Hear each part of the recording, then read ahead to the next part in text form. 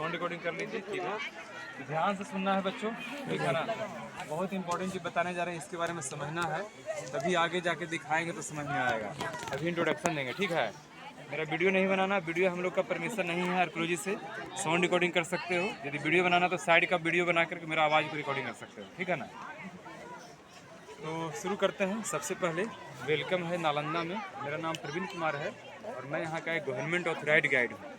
अभी हम लोग जिस स्थान पर घूम रहे हैं यह प्राचीन नालंदा विश्वविद्यालय का रिमेंस है, जिसका इतिहास 1600 ईयर्स ओल्ड है। तो इंग्लिश में बोलते हैं रूइंस ऑफ नालंदा यूनिवर्सिटी और हिंदी में बोलते हैं प्राचीन नालंदा विश्वविद्यालय का भग्नावशेष, ठीक है ना। तो इस नालंदा यूनिवर्सिटी का जो इतिहास है ये 1600 वर्ष पुराना है।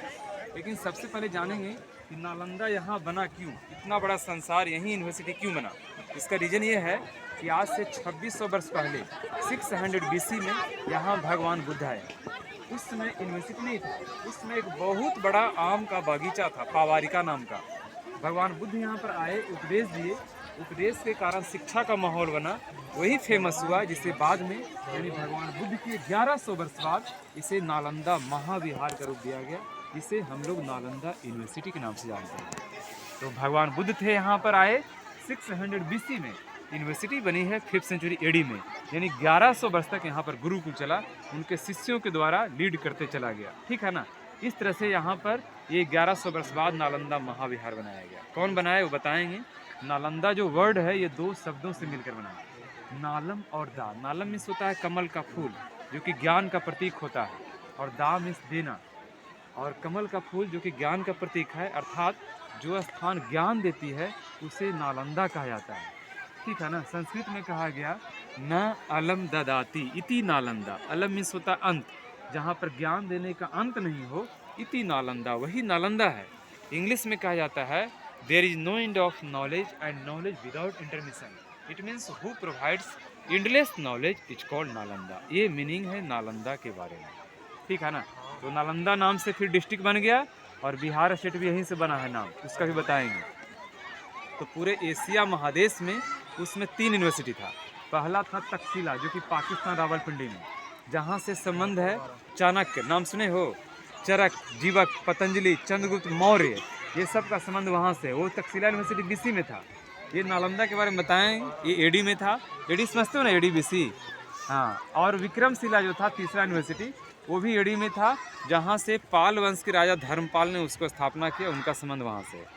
यानी तीनों में नालंदा जो था ये सबसे बड़ा था, लेकिन ये नंबरिंग में 2nd नंबर पर था, ठीक है ना। इस यूनिवर्सिटी की स्थापना राजा चंद्रगुप्त द्वितीय के पुत्र कुमारगुप्त ने किए, जिन्हें विक्रमादित्य भी कहा जाता है। उनके पुत्र कुमारगुप्त ने किया 5वीं शताब्दी में। 413 से 455 ईस्वी सन में इसका बनने का कार्य चला। पुनः इस यूनिवर्सिटी को डेवलप किया गया राजा हर्षवर्धन के द्वारा, जो कि कन्नौज के राजा थे। उन्होंने 7वीं शताब्दी में इसको डेवलप किए। बात समझ में आ रहा है। और अगेन तीसरा बार 9th सेंचुरी AD में बंगाल के राजा देवपाल ने डेवलप किए।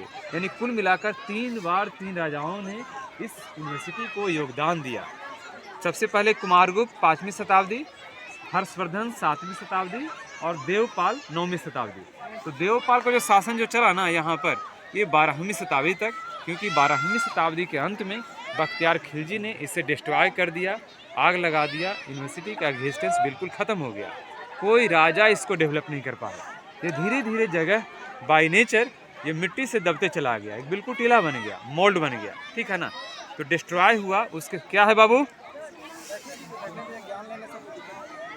ग्रुप टूट जाएगा ना, ग्रुप टूट। सर को बोलो गाइड लेने के लिए। इधर भीड़ बढ़ने वो उसमें नहीं, आप छोड़ दीजिए, वो हमारा काम है। तो 3 बार 3 राजाओं के द्वारा इसका डेवलपमेंट रहा। 12वीं शताब्दी के अंत में बख्तियार खिलजी ने इसको डिस्ट्रॉय कर दिया, आग लगा दिया, यूनिवर्सिटी का अस्तित्व बिल्कुल ख़त्म हो गया।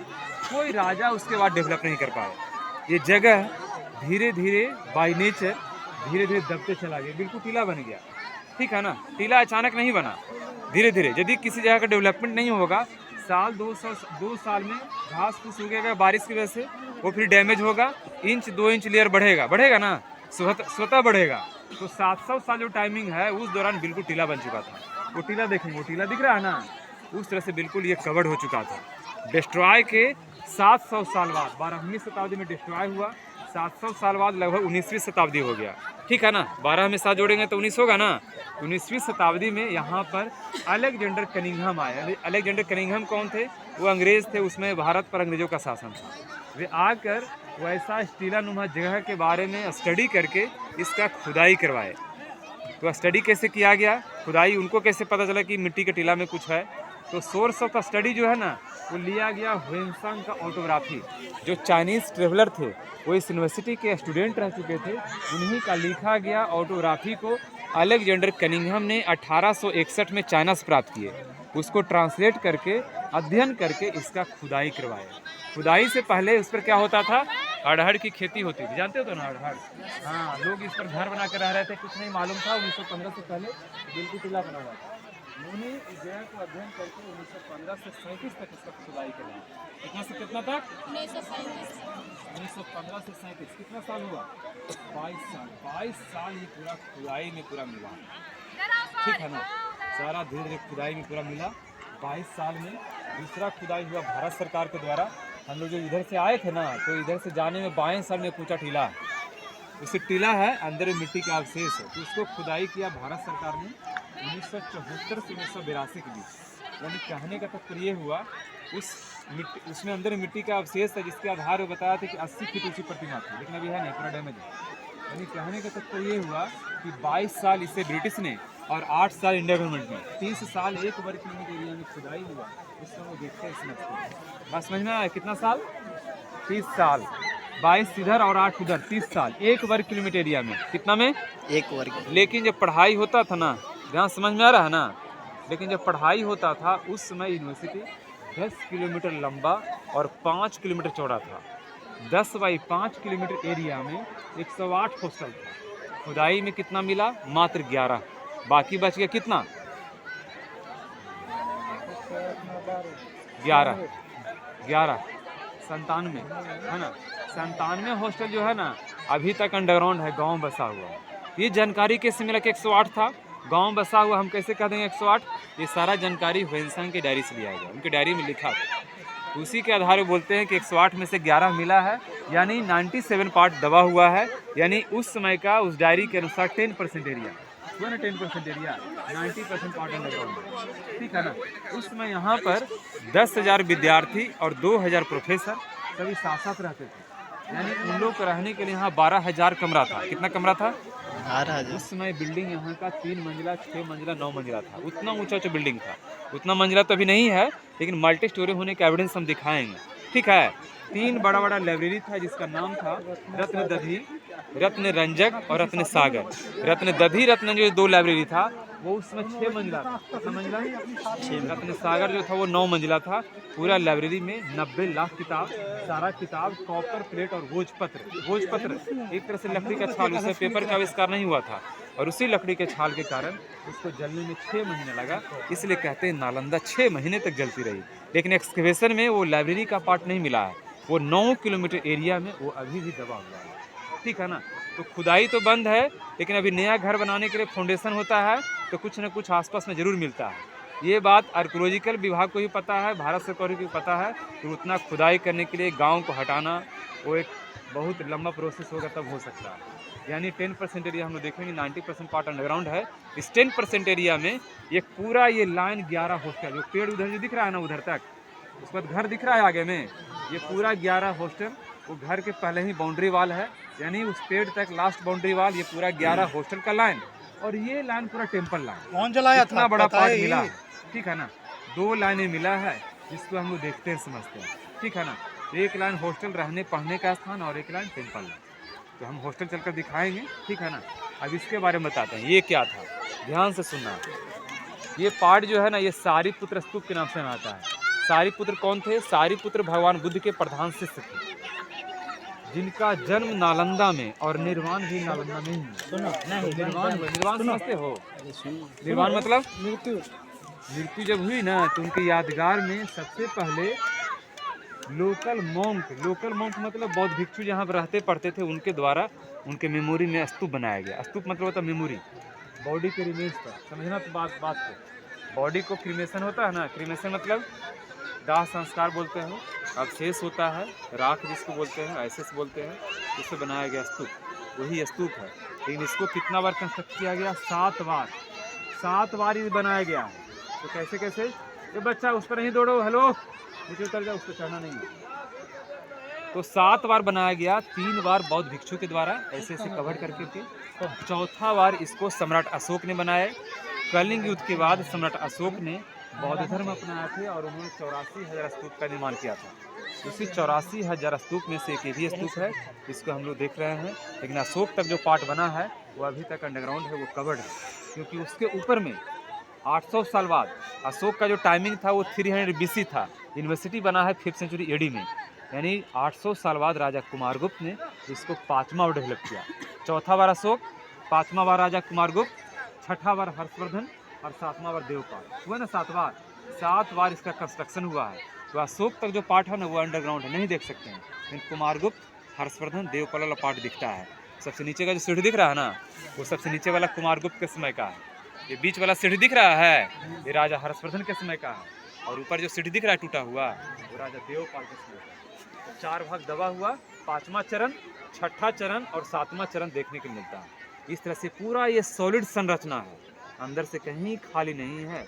और ये सिर्फ और सिर्फ भगवान बुद्ध के शिष्य सारिपुत्र की मेमोरी में बनाया गया। भगवान बुद्ध के बहुत सारे शिष्य थे, आनंद थे, उपाली थे, महाकश्यप थे, है ना, सारिपुत्र थे, मोदगलायन थे।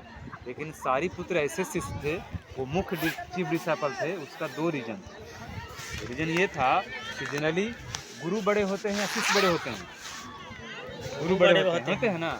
लेकिन वो सारिपुत्र शिष्य थे भगवान बुद्ध के, लेकिन भगवान बुद्ध की उम्र से बड़े थे, ठीक है ना। और दूसरा रीजन ये था कि भगवान बुद्ध के ज्ञान में और सारिपुत्र के ज्ञान में बहुत थोड़े बहुत कहीं अंतर था। ये बहुत बड़ी बात है, ठीक है ना। तो इसलिए उनकी मेमोरी में ये स्तूप बनाया गया। दूसरे जो शिष्य थे उनका नाम था मोदगलायन, उनका स्तूप बनाया हुआ मध्य प्रदेश में। सांची स्तूप के नाम सुनी हो?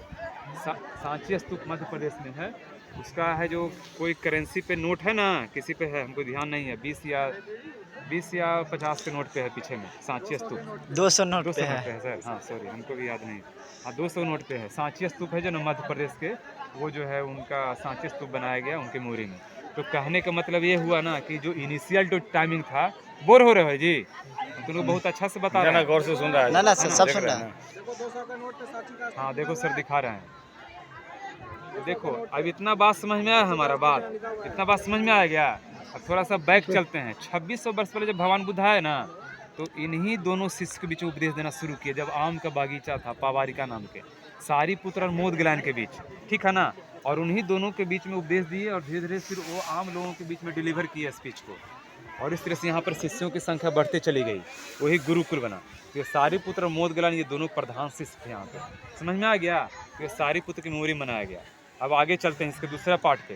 ये आयताकार बरा का जो भाग दिख रहा है ना, ये सब हो गया सब ध्यान करने का, मेडिटेशन प्लेटफॉर्म। तो जो गोल गोल दिख रहा है ये सब हो गया समाधि स्थल। समाधि मतलब जो स्टूडेंट या टीचर जो यहाँ रहते थे, जब उनकी मृत्यु होती थी, उनके यादगार में यहीं पे स्तूप समाधि बनाया गया। तो छोटा वाला हो गया गोल स्टूडेंट का, जो बड़ा गोल हो गया टीचर का। इधर बहुत सारा बना हुआ, इधर उधर उधर जितना भी गोल गोल दिखेगा ना, वो सब समाधि स्थल। उनका मतलब डेड बॉडी नहीं, डेड बॉडी नहीं सर, डेड बॉडी के रिमेन याद में बनाया गया होगा। अवशेष याद में बनाया गया, क्योंकि they was the part of this, they were the part of this university, यहीं के पार्ट थे, इसलिए उनके इंपॉर्टेंस देने का यहाँ बनाया गया। तो आयताकार बराकार ध्यान, गोल वाला समाधि। बात समझ में आया? यहाँ तक कोई क्वेश्चन है? यहाँ पर इंट्रोडक्शन ये पूरा कमिट हुआ, इसके बारे में एक ब्रीफ। अब हम सब जगह जाके प्रैक्टिकल करावेंगे, कहाँ पर क्या, ये क्या, ये क्या। कोई क्वेश्चन है यहाँ पर किसी को? अब यहाँ से मूव करते हैं।